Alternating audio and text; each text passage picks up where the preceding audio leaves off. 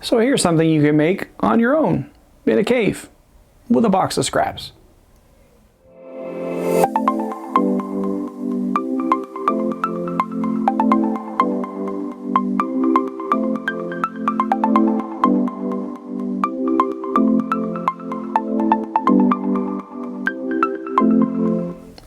Greetings, Dave here, DCPFX. Welcome back. Today I want to talk about, this is perfect, my Arc Reactor. I made this a couple of years ago. Let me just zoom in a little bit closer here. There are a lot of them out in the market, little how-tos and everything else. I thought I'd make one a little bit different. So with this one, rather than just having it light up, I put some code in so it flickers. Much like at the end of Iron Man 1, after he defeats Obadiah Stane, and off it goes. So this is something I've made, well, a couple versions of. I started off, when I first did this, I started off with just something I made on my vinyl cutter. So what I did is I just cut out this, and then I cut it again in black just to mask it out. These little pieces here just to hold the board in. So this is a great start. I did this before I had a 3D printer. So then when I got a 3D printer, I thought now's the time to make a better one. Now the way that this worked in my shirt, I wish would just hang it off here, and it doesn't work with this shirt. The shirt's too thick. But another shirt just flickers through, and it looks good. The original video I did, I had a Star Trek uniform on, so I thought that's pretty funny. I had the science officer. But when I designed this, I made a few different changes. I used the same pattern that I had. What I did was I added a slot in the back for the battery to sit, a nice LiPo battery.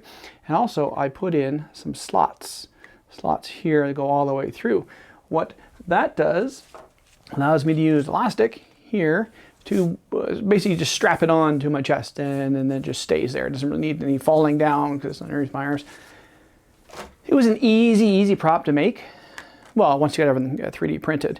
But really when you get down to it, and dirt cheap diffusers, packing foam. Buy a box of it for like $10. It'll last you forever for diffusing, because there's the light there. And then when you diffuse it, it looks so much better that way. So all this is a NeoPixel ring. Take that right out of the case. A NeoPixel ring on top of a Gemma board. And what I did is I soldered a single one to the middle here as well, running off a LiPo, and all I do is to charge it. It's just I plug a USB port in here, charges up. This thing is good for, I had it at a prop party last year and I had it on. It lasted for 8 hours. So that's pretty good. Now without the diffuser, you can see how that would work through the shirt. It just works so much better when you have like a little bit thinner shirt. And this is a pretty heavy cotton. But that was easy. There are some great codes out there you can use, but I just made it so I can change this color to any color I want. This is blue because that's what it was in the movie. I can make it pink, I make it green, I make it red, make whatever I want. Just a matter of a few lines of code. This Gemma is an Arduino, so easy to program. All you do is plug it in, go into your computer, PC or Mac, and just change codes, submit, and you're good to go.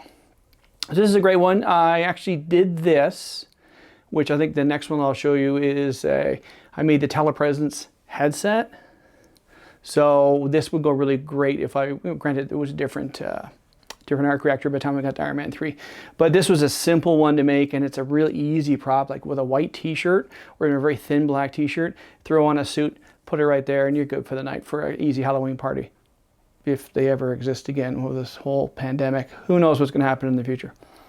Anyway, that is my prop for the day. This is just, it's so easy and fun. I love NeoPixels because you can do anything with them. Maybe I'll show off my strip soon. I have one that's just used for demonstrations. So that's my video for the day. Iron Man Arc Reactor. Great fun thing to do. And this was also a lot of fun to stretch out my creative juices to make this work and line up. And this is when I was first 3D designing, so this is still a SketchUp rather than a Fusion 360. But it just is easy, and the tolerances on this, nice thing is it's friction fit, and it's a good hard friction fit. But in the end, Gotta admit, that looks pretty cool.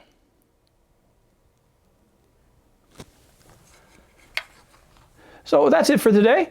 Thanks for checking in, and I will see you guys later.